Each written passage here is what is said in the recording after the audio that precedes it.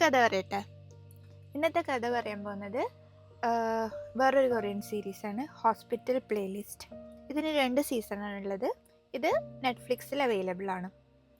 അപ്പോൾ ഈ ഒരു സീരീസിൻ്റെ പ്രത്യേകത എന്ന് വെച്ച് കഴിഞ്ഞാൽ 5 ഫ്രണ്ട്സാണ്, 5 ഡിഫറെൻറ്റ് ഏജ് ഗ്രൂപ്പിലുള്ള ഫ്രണ്ട്സ്.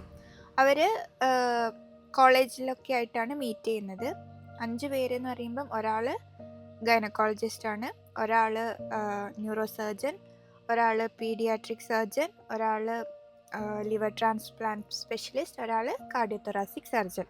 എല്ലാം ആ ഒരു ഹോസ്പിറ്റലിലാണ് എല്ലാവരും വർക്ക് ചെയ്യുന്നത്.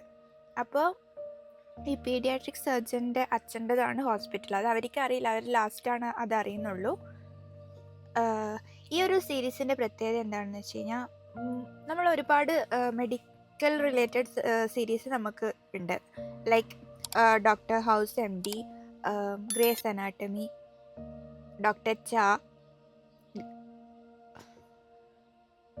ആംസ്റ്റർഡം എന്തായിരുന്നു, അവിടെ അങ്ങനെ കുറേ സീരീസ് മെഡിക്കൽ റിലേറ്റഡ് ഉണ്ട്. ഒരുപാട് സീരീസ് ഫോക്കസ് ചെയ്യുന്നത് ട്രോമ സെൻറ്ററിനെയാണ്. അതായത് എമർജൻസി റൂം വരുന്ന പേഷ്യൻസിനെ എമർജൻസി റൂമിൽ ത്രൂ ആണ് നമ്മൾ കാണുന്നത്. പക്ഷേ ഈ ഒരു പെർട്ടിക്കുലർ സീരീസ് എന്ന് പറഞ്ഞു കഴിഞ്ഞാൽ കൺസൾട്ടിങ് ഡോക്ടേഴ്സ്, അതായത് നമ്മൾ നോർമലി നമ്മൾ ടിക്കറ്റ് ബുക്ക് ചെയ്ത് കയറി കണ്ട് ചെക്ക് ചെയ്ത് അവർ നമുക്ക് പ്രശ്നമുണ്ട് സർജറി ചെയ്യുന്നു എന്നുള്ള രീതിയിൽ പോകുന്ന ഒരു സീരീസാണിത്. അപ്പോൾ ഈ സീരീസ് കാണുമ്പം നമുക്കൊരു ഫീല് കിട്ടും. ഈ ട്രോമ റൂമിലുള്ള അല്ലെ ട്രോമ സർജൻസ്, ട്രോമ ഡോക്ടേഴ്സിന് ഒരു വിലയില്ല എന്നുള്ളൊരു ഫീല്, ഒരു റിയാലിറ്റി നമുക്ക് ഫീൽ ചെയ്യും. അതായത് ഇപ്പോൾ ഒരു ആക്സിഡൻറ്റ് കേസ് വന്ന്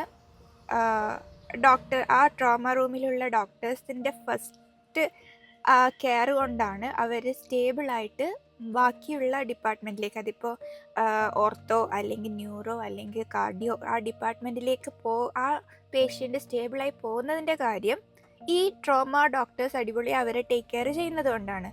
പക്ഷേ അവർക്ക് അതിൻ്റെ ആ ഒരു റെക്കഗ്നിഷൻ കിട്ടുന്നില്ല. കാര്യം പേഷ്യൻ്റ് റിക്കവർ ആയി കഴിഞ്ഞ് കഴിഞ്ഞാൽ പോയിട്ട് താങ്ക്സ് പറയുന്നത് അവരെ ഓപ്പറേറ്റ് ചെയ്ത ആ മെയിൻ ഡോക്ടറിനെയാണ്. ഒരിക്കലും ഫസ്റ്റ് നോക്കിയ ട്രോമ സർജൻസിനെ അവർ എവിടെ അഡ്രസ്സ് ചെയ്യുന്നില്ല.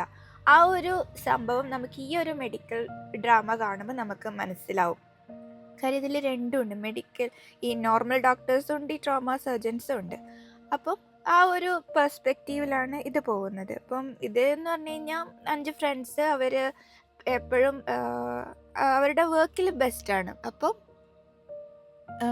എന്താ പറയുക, കൂടുതലൊന്നുമില്ല, ഓരോ കേസസ് വരുന്നു, അത് നോക്കുന്നു, എന്നിട്ട് ആ ബിസി ലൈഫിൻ്റെ ഇടയിൽ അവരവരുടെ പേഴ്സണൽ സന്തോഷങ്ങൾ കണ്ടുപിടിക്കാൻ നോക്കുന്നു, അത് ചെയ്യാൻ നോക്കുന്നു. ആ രീതിയിലൊക്കെയാണ് പോകുന്നത്. ഈ ഹോസ്പിറ്റൽ ലൈഫിനിടയിൽ, അതായത് നമ്മളിപ്പം പുറത്ത് പോയി ഫുഡ് കഴിക്കുകയാണ്, അപ്പോൾ പെട്ടെന്ന് എമർജൻസി കോൾ വരും, ആ ഫുഡ് അവിടെ ഇട്ടിട്ട് അവരോടുന്നു, വീട്ടിൽ കുട്ടികളടുത്തിരിക്കുമ്പോൾ എമർജൻസി കോൾ വരുന്നു, പോകുന്നു. ആ ഡോക്ടേഴ്സിൻ്റെ ബിസി ലൈഫ് എങ്ങനെയാണ് എന്നുള്ള ആ ഒരു നല്ലൊരു രീതിയിൽ ആ സീരീസ് ചിത്രീകരിച്ചിട്ടുണ്ട്. 2 സീസണാണ്, 2 അടിപൊളിയായി ചിത്രീകരിച്ചിട്ടുണ്ട്. പിന്നെ ഇതൊരു ഫീൽ ഗുഡ് സീരീസാണ്. നമുക്ക് കണ്ട് ഇരിക്കുമ്പോൾ മടുക്കൊന്നുമില്ല, നല്ല രീതിയിൽ. ഇത് ഒരുപാട് ഡിഫറെൻറ്റ് സ്റ്റോറീസ് ഒന്നുമില്ല, സെയിം സിനാരിയോ ആണ്. ഹോസ്പിറ്റലിൽ പേഷ്യൻസ് വരുന്നു, അവർ ചെക്ക് ചെയ്യുന്നു, അവരുടെ പേഴ്സണൽ കാര്യങ്ങൾ നോക്കുന്നു, അത്രയേ ഉള്ളൂ. But it's a feel good series.